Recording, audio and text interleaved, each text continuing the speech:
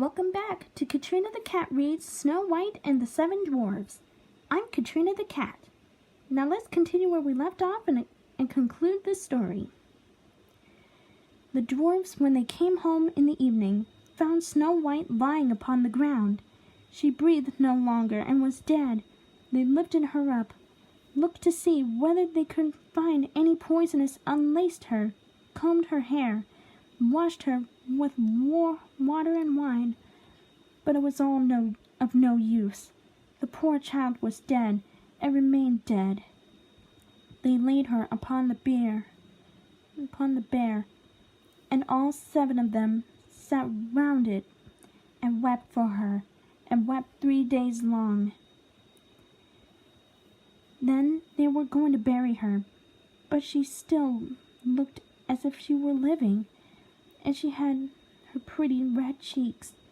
They said, "We cannot bury her in the dark ground," and they had a transparent coffin of glass,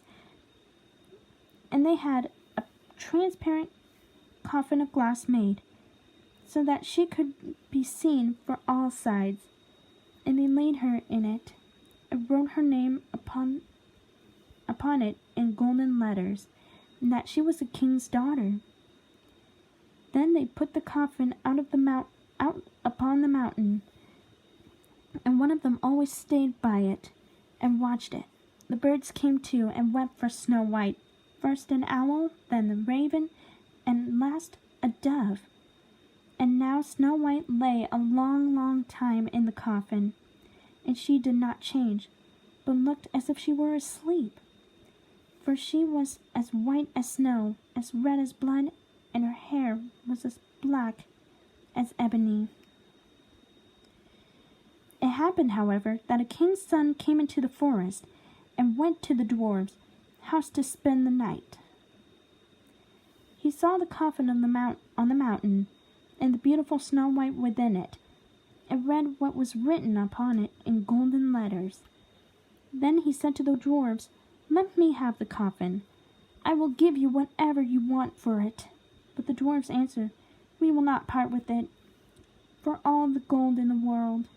Then he said, "Let me have it as a gift, for I cannot live without seeing Snow White. I will honor and prize her as my dearest possession." As he spoke in this way, the good dwarfs took pity upon him and gave him the coffin. And now the king's son had it carried away by his servants upon his shoulders. And it happened that they stumbled over a tree stump, and with a shock the poisonous piece of apple which Snow White had bitten off came out of her throat. And before long she opened her eyes, lifted up the lid of the coffin, and sat up, and was once more alive. "Oh heavens, where am I?" she cried. The king's son, full of joy, said, "You are with me," and told her what had happened, and said, "I love you more than everything in the world. Come with me to my father's palace. You shall be my wife."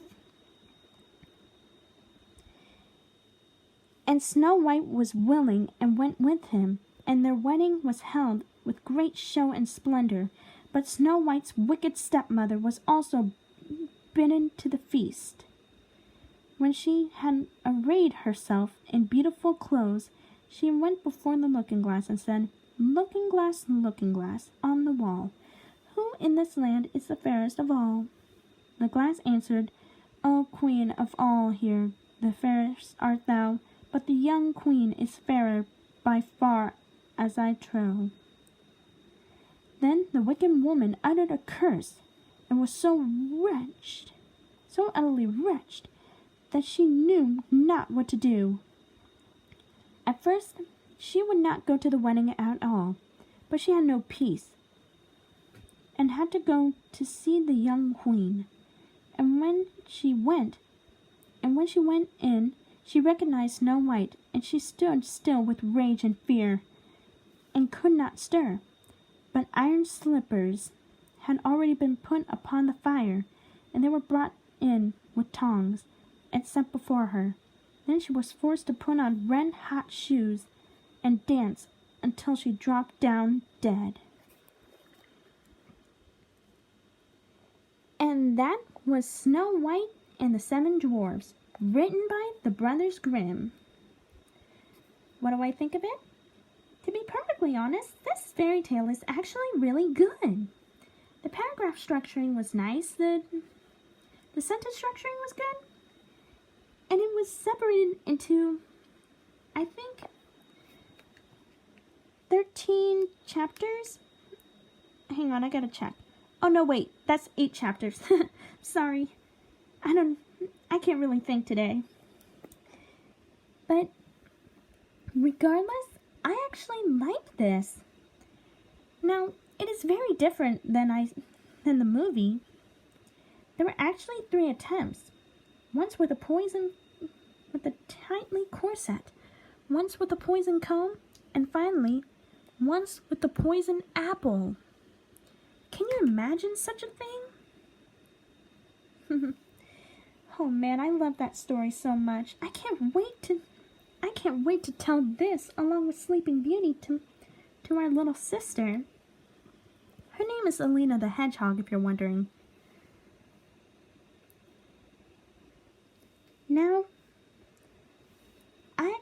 Now I love this fairy tale with all my heart. I love the fact how Snow White is just as beautiful as ever. In fact, I think Lavinia and I are beautiful too. We're not envious like the evil queen. We're actually happy whether they're just as fair as us.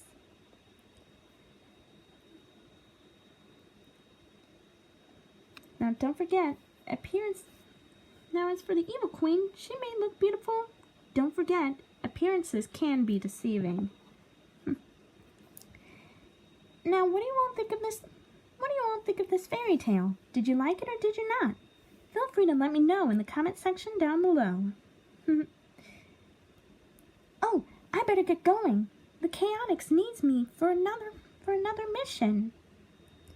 This time, we're about to solve the missing Chaos Emerald.